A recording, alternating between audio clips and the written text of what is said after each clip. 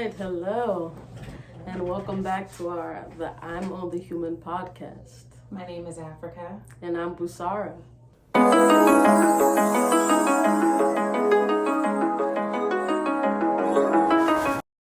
So today we're actually redoing our first episode. If you've been watching our videos since we first started, you know that we had talked about an episode that we had originally set out to be our second episode, but in terms of how we recorded it, we weren't able to actually post it on YouTube. So if you were on the Twitch stream, then you guys definitely saw it, but if not, we didn't have it at the moment. So we decided to, with the idea of Africa, that we should record it because it's a very important topic. As you guys see by the title, we are talking about mental health. In this episode, we'll just talk about kind of our experiences with mental health, in general, what we feel that it is, and just our tips and guidance that we can give as best as we can, because everyone is different, in terms of just kind of how to maneuver through life when things get rough, and the good mental health and also the bad mental health, just mental health in general. So what do you kind of feel about mental health and that? So mental health is very, very important. It is a form of prioritizing self-care and self-love. And I know that with the first podcast video that we shot, we were talking about relationships and, all of that, and how I incorporated self-love and self-care in that. But it's the same thing with prioritizing our mental health, because I have to make sure that I'm okay. I have to make sure that I'm well before I can effectively be able to show up or do anything for anybody else. So oftentimes, one of the things that I tell my clients is your recovery is selfish. We're not saying that you don't consider anybody else. We're not saying that you care less about anything that anybody else says. But in this particular instance, it's like eating the chicken and spitting out the bones. So I take what is useful, and whatever is not useful for me, maybe I'm throwing it away or I'm setting it aside. It's situational. So that's how I look at us prioritizing our own mental health. Yeah, 100%. And it is honestly a selfish, thing that, and it's not, I know that you use the word selfish because, that's what society kind of looks at, just focusing on yourself as, but it's really just putting that self-love into yourself and understanding that, yes, that if you are not okay within you, especially in terms of your mental, which affects everything in your body and just who you are, then you can't effectively make sure that your relationships are okay. So your family relationships, your friendships, your romantic relationships, so on and so forth. And that goes back to self-love, ultimately. Now, in terms of mental health, in terms of what I've kind of seen in my life or just kind of experienced, I know that we've referenced our brother in terms of, the mental health things that he had went through, and I know the other episode I mentioned just in terms of myself, in terms of when that incident did happen, when we lost our brother, and how the stage that it kind of took me in, and the depressive state, and so on and so forth. And this goes back to our most recent episode that we talked about. I know that Africa had talked about, I believe that what am I trying to say? Because I'm kind of losing my Take your time. Take your time. I don't even remember the point that I made. Sorry. This is real time.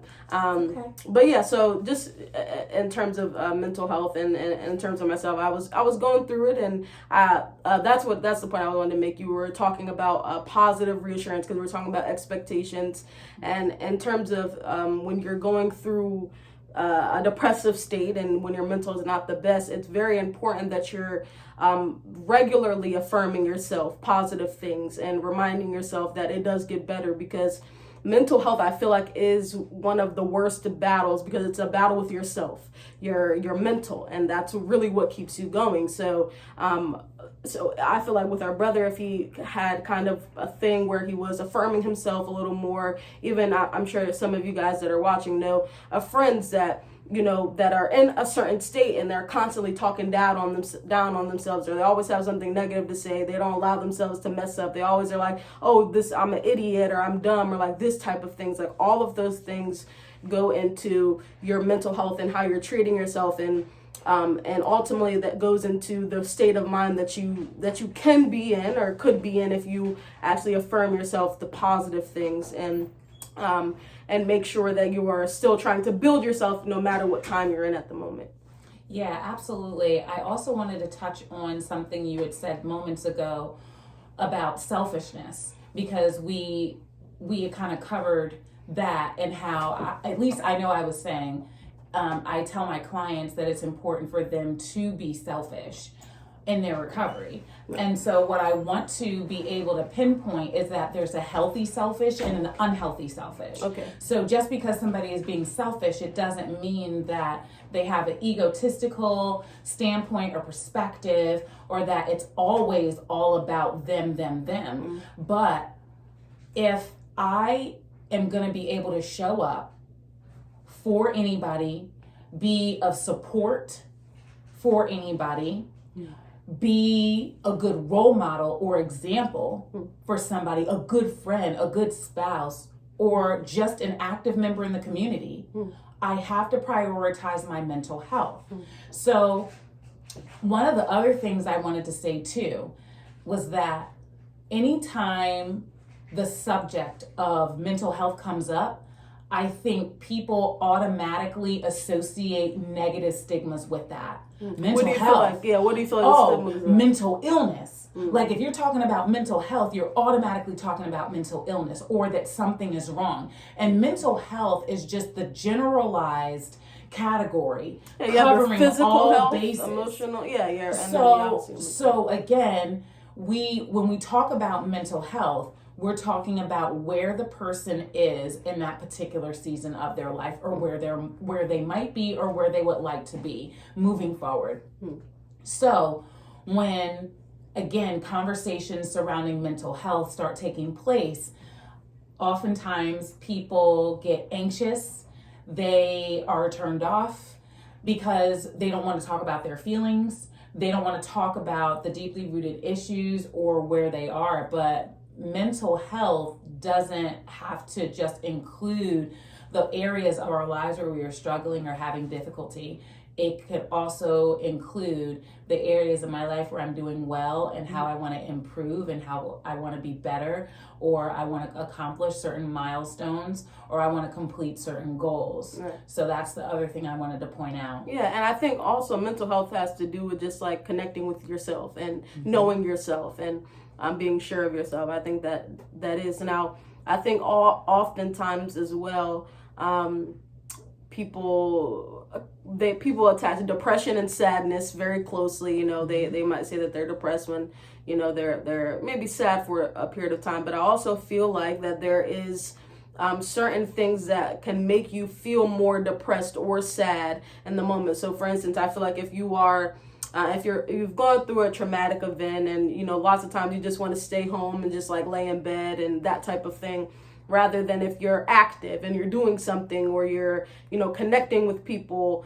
I know that some people can look at that as like, okay, you're moving on, you're kind of hiding it necessarily, which not necessarily, but in terms of you actually doing something and going out and making something out of your day, instead of staying just stationary. I feel like that makes a big difference in terms of mental health too. Like if you are someone that goes to the gym or that is working out, rather than someone that's not, I believe that it is very true that if you are that person that is active, you're going to feel better than the person that's not, no matter if you guys went through the same thing. What are your kind of thoughts on that? I like that you said that, because again, being active with your mental health, with prioritizing, and also being proactive. So for instance, if I know that I am struggling with depression, or maybe I take rejection well, or there are areas in my life where I'm identifying that I'm not as strong and that's going to affect my mental health, then I can be proactive and I can say, okay, before I end up having that negative experience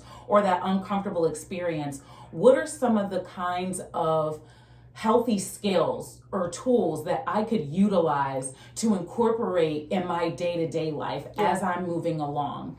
One of the other things that I like that you said had to do with the exercising, because I'm really big on that. Right, and I'm a person that's not. Yes. Okay. Well, I love the gym. Yeah. It makes me feel so much better about myself. So whether I'm doing an actual class or I'm doing an individualized workout, it is working for me, and I know how my body feels after. I know that I feel a lot different. And with prioritizing my mental health, one of the other things that I think is essential, is paramount, is having healthy boundaries. Okay. So many people are struggling with their mental health and trying to manage that and get that under quote unquote control, because they are so busy worried about what other people are going to think and what other people are going to say. Mm-hmm. So for instance, I'll use this. In some of the groups that I've had with my clients, one of the struggles that has come up is, oh, my family. They always want me to do this. They see me as a resource instead of their brother or their sister or their aunt or their cousin or daughter or son. They see me as a resource. And any time that I've helped them in the past and I've been available to them, it's made me feel good. I wanted to do it. But God forbid I tell them no and they act like I've never told them yes before. And their reaction, their reaction causes them to second guess and pull that boundary out of its spot that they had. And they find themselves overdoing things, overthinking things, overextending, because they are so busy on people pleasing, seeking that validation from other people. And then when they go home, they're stuck there with themselves, mad at themselves. Why did you do that? Why did you give in? You should have stood your ground. So the battle in our minds, we tend to have a tug of war with. Do this. No, wait, do that. And I will say that whatever dog you're feeding most is the one that's going to be in charge. That's the one that's going to rule. So if you're constantly being negative or second guessing, and that's the dog, quote unquote, that you choose to feed, that's going to be the one that's in control. But if you're feeding the dog that represents more love and balance and health, then that's the one that's going to be in control. Absolutely. Yeah, no, that's 100%, and people around you know which one you're feeding into. They definitely will use that against you sometimes. That's just human nature, especially if they could see that you're not necessarily in the best mindset. People definitely do, use that to their advantage at times. 100%. So I wanted to talk about that. I wanted to talk about just how I feel that this generation and the generations that have grown up with social media, and rather than our generations where we didn't necessarily have social media growing up, but then we eventually got it, how I feel like social media is a big part of the crisis of mental health, and because it really just it makes it so that you're not working on yourself, you're not looking at yourself, you're always looking at the next person and what the next person is doing, which ultimately just makes you feel worse, which then obviously it's addictive in the way that they plan everything out. It makes it so that you are scrolling for hours. It doesn't feel like that, but it's just with Instagram specifically, it's like a fashion show. Like, that's all of the different apps that we have as social media. They all kind of have a different vibe, and Instagram always gives the vibe of like, if you post it has to be up to par, like perfect, or what I'm saying, people don't follow you as easily because this, that, and the third. Like, it's a very much like kind of like I just say like fashion show kind of thing. Like, anything you see is you're kind of looking at like, wow. But it's not real. Most of this stuff is not real, but it's made for someone to look at and say, oh, wow, like this person is doing this person is doing that.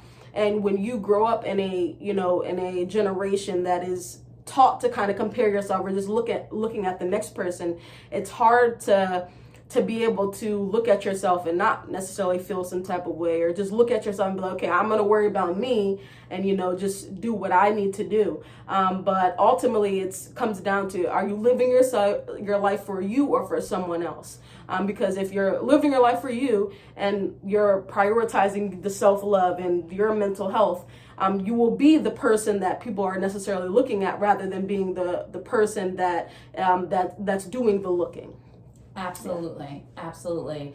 I actually had a question for you. Yes. So what has been one thing in your life, and it's the first thing that comes to mind. Okay. What has been one thing in your life that has had a negative impact on your mental health, and why?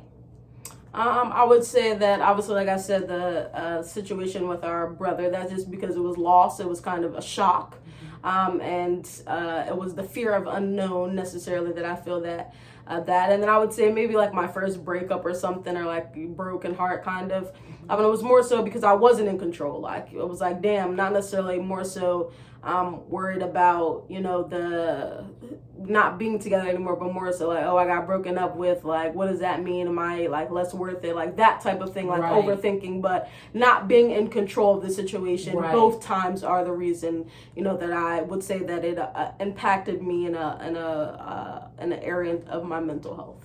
Absolutely. So thank you for sharing that, because one of the things that stuck out to me is the not having control. Mm. And so when we are not in control of something and that has a negative impact on our mental health, that allows us to open the door to explore what exactly that is. Mm.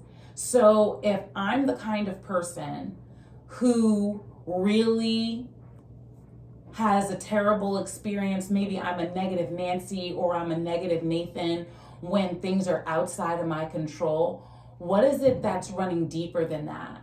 Again, and I think you pointed it out, the fear of the unknown. Mm. If I am not control of the situation or the environment, then what is going to happen? Mm. I don't want to find out. Mm. And so this is also one of the reasons why so many people, they like to stay in the box that they are in. They like to stay around familiar places, faces, and things. Mm. Because anything that will contradict that, anything outside of that, contrary to that, is going to be scary for them. Yeah. So if I am introduced to something that's quote unquote foreign to me, I don't have expertise in that. Yeah. So I only am knowledgeable of my surroundings and what I have known them to be. But when you start working through and you start accepting, quote unquote, and when I say accepting, and I put that in quotes, I believe that there are people, and I just want to explain this, there are people who look at the word accept as in I have to co-sign or I have to agree with what's going on, and accept doesn't mean that. Accept just means, listen, I can see that for where it is, or I can see that person for who they are, and that's not my problem. Right. It's not going to stop me from doing what's necessary in my life, and I get peace of mind and sleep at night knowing that the only person that I am in control of is myself. Yeah. So I'm saying that to say that plenty of times I have lived my life being frustrated, upset, hurt, angry, depressed, right? With things that were really outside of my control. And then on top of that, you know what else really affected my mental health?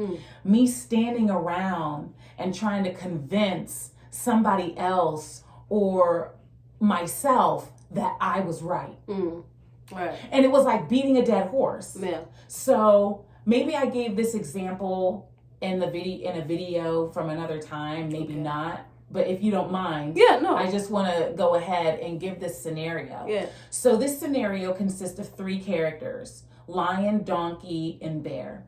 And donkey and bear were out in the wilderness one day, and they got into this really heated argument about the color of the sky.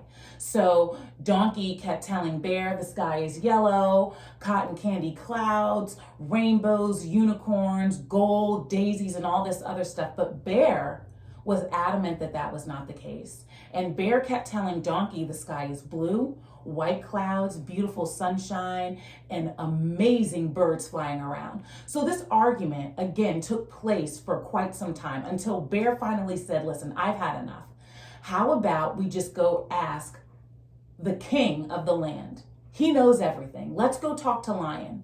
So Donkey agreed to this. So they both start approaching Lion, and Lion says, well, what seems to be the problem? And Bear says, well, listen, for the past several hours, Donkey and I have been arguing about the color of the sky. I keep telling him the sky is blue, white clouds, sunshine, and beautiful birds. But Donkey here is pretty adamant and sure that the sky is yellow, cotton candy clouds, daisies, rainbows, unicorns, and pots of gold, and all this other foolishness. So after hearing this, Lion laughs, and he looks right at Donkey, and he says, huh, Donkey, you're all right. You go right ahead and enjoy the rest of your day. And Donkey pridefully walks off. As soon as Donkey is far within the distance, Lion looks right at Bear, and he says, now, Bear, I'm surprised at you. For the past several hours, you have just been arguing with an ass about the color of the sky. Now, what kind of fool are you? If I had walked up on the both of you arguing, I wouldn't have been able to tell who the fool is. You have two people going back and forth about who's right and who's wrong, when that's not what it's about. Prioritize your own mental health. And when you see that something isn't really taking place or manifesting in a balanced and healthy way, walk away, because you're all right. Yes. When you are clear, you won't ever have to think twice. When you have the answer, when you know that you know that you know, then that's all that matters. You don't need somebody else to validate your experience or what you know to be true. Because once you allow yourself to open that door and try to validate or be validated by someone else, you are automatically questioning who you are and what you really know. Yeah. And I'll say this last. Mark Twain has a quote, and he says, never argue with a foolish person. They will drag you down to their level and beat you with their own experience, and we let it happen every time, messing with our mental health. Yes, yes, indeed. That is 100%. That's a great stories as well.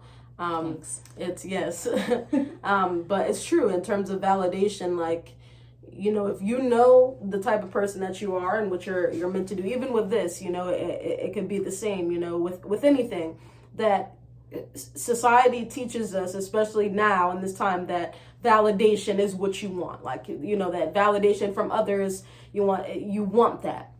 And it feels good. It feels good for someone to say, wow, like, that's good, or, you know, I enjoyed this. But that's not the only reason you should do something.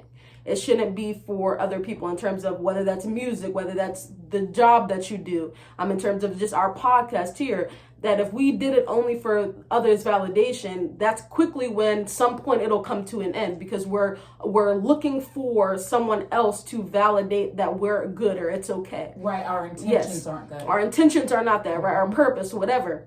And it goes for the same. If you are in your life living for your parents or for your family, regardless of what that looks like, and you're seeking validation, and that's the only way that you'll get a void filled is by someone else telling you something, whether that's your looks, just your personality, your job, anything. If you're seeking outside validation from another, you're not truly living for yourself.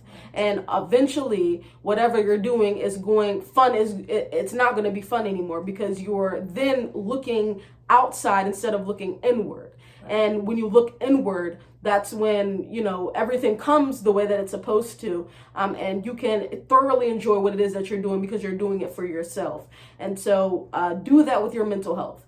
It doesn't matter what, you know, other people are saying about you or feel about you. Whatever you feel about yourself is all that matters. And look at yourself, and yourself is just as important as anybody else. That girlfriend, that boyfriend that you have, you know, your parents, like, you're just as important in this world. So make sure that you're, you know, caring for yourself, and you're the only validation that you need, because all you have is you, ultimately. Absolutely. Okay. Always make sure that if you were seeking any kind of acceptance, approval, validation, support, look in the mirror. Mm-hmm. Because that's where you're going to find all of that, is looking back at the person who's looking at you.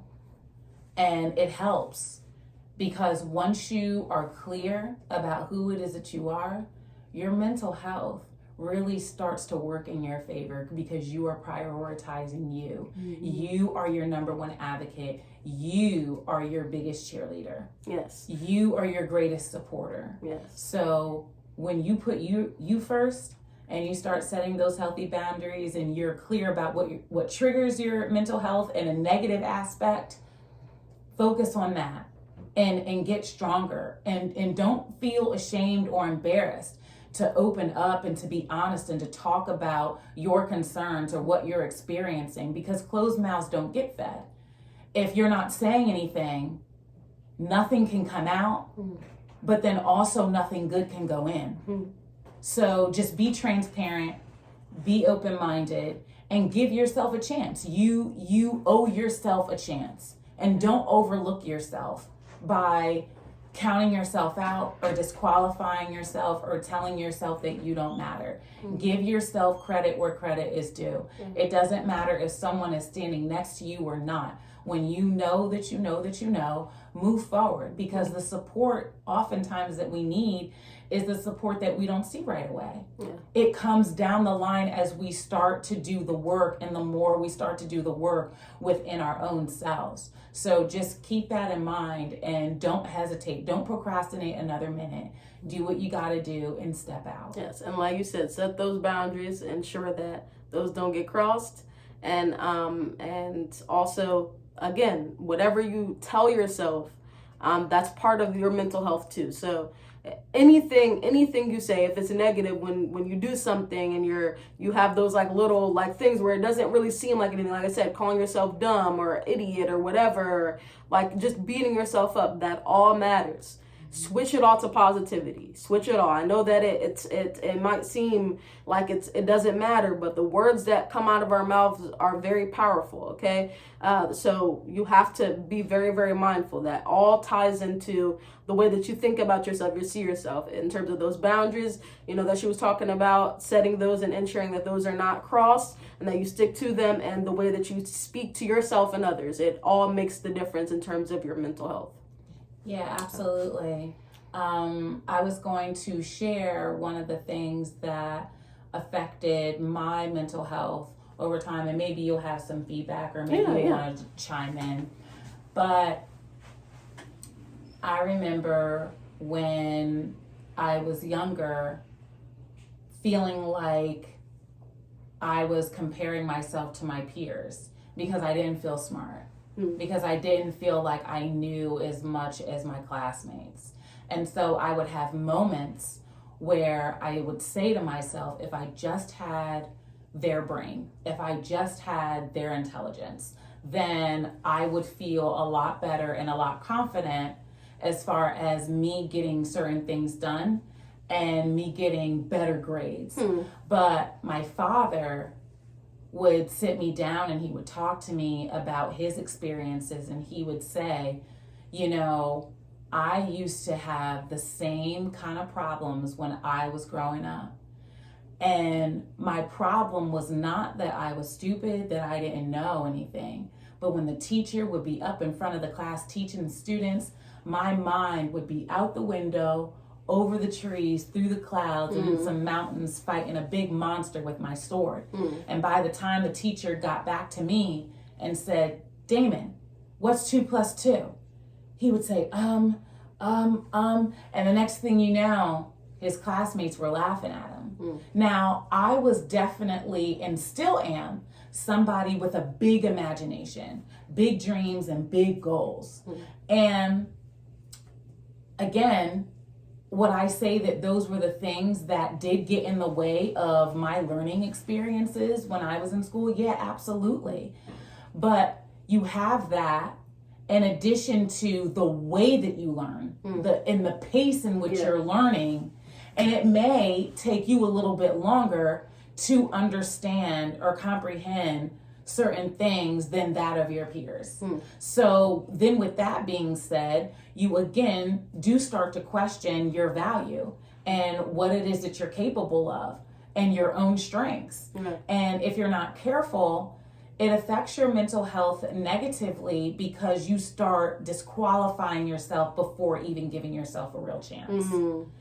And I had to learn how to be more confident. And one of the things I think is interesting is how we can be confident in certain areas of our lives, but in other areas, not so much, or we struggle with that. So I was really good at encouraging other people and making other people feel good about themselves. But to a degree, I did not do that for myself because I allowed the anxiety and the fear and maybe any anger to rule. And say, oh, you know, what makes you think you're qualified? You're not even capable of this. Your peers are beyond. And so you don't need to do that. You might as well just, you know, throw in the towel before you ever even get started. Because we all know that at the end of the day, things are not going to go well, and this is not going to be suited for you.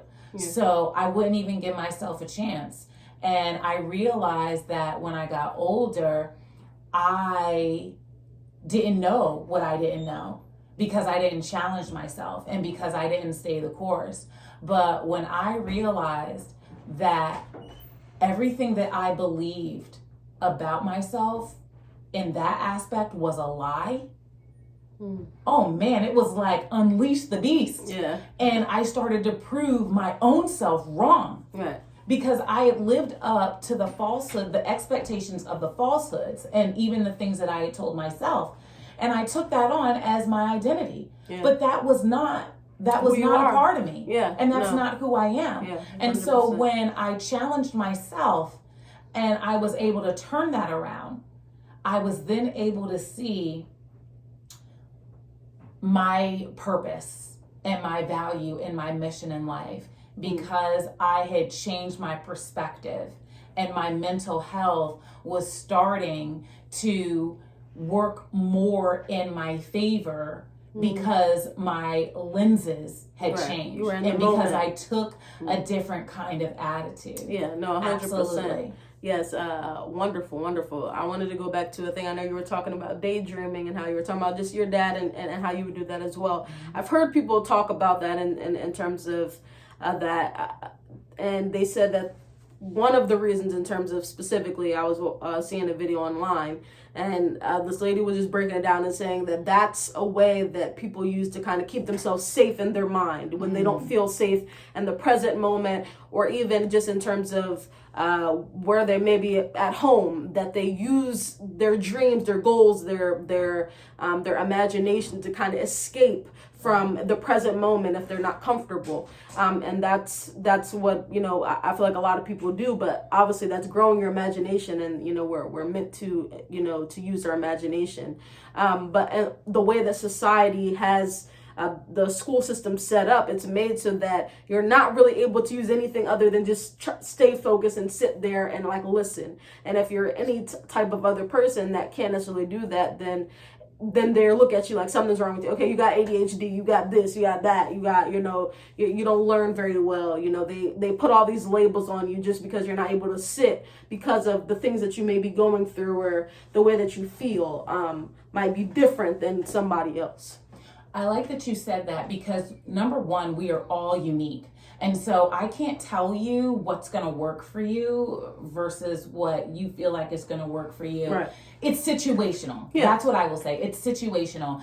And for me, I know I'm one who likes to incorporate balance in everything. So one of the things that you said that I thought was really, really interesting, and I agree, but it opened the door for me to think about what are some other things that could be added on that list. So when you're imagining things and how they say, oh, it's really like your comfort place because you're uncomfortable, it could also mean, hey, I'm tired, so I can't focus on what's being said right now. I was traumatized at home, right? Or something happened, or I feel more comfortable in my own mind with my own thoughts, so I can't really listen to what somebody else is saying. It happened to me today. You know, I was at church, and I've just been going through so many different things. They're not necessarily bad, but I'm trying to find that balance in that medium in my life as it pertains to certain things.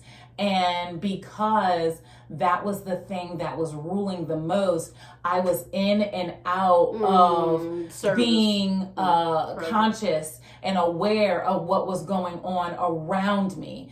And so, but the other thing I want to say too is when we are able to latch onto that and be aware, then we can start to work on it. Yeah. Because sometimes we miss out on valid information that we were supposed to have gotten, but because we're not in our minds and we were not present in that moment, then again we didn't hear it. You lose sight and we lost it, and now we're just like, we can't go back and say, oh, you know, what did you say?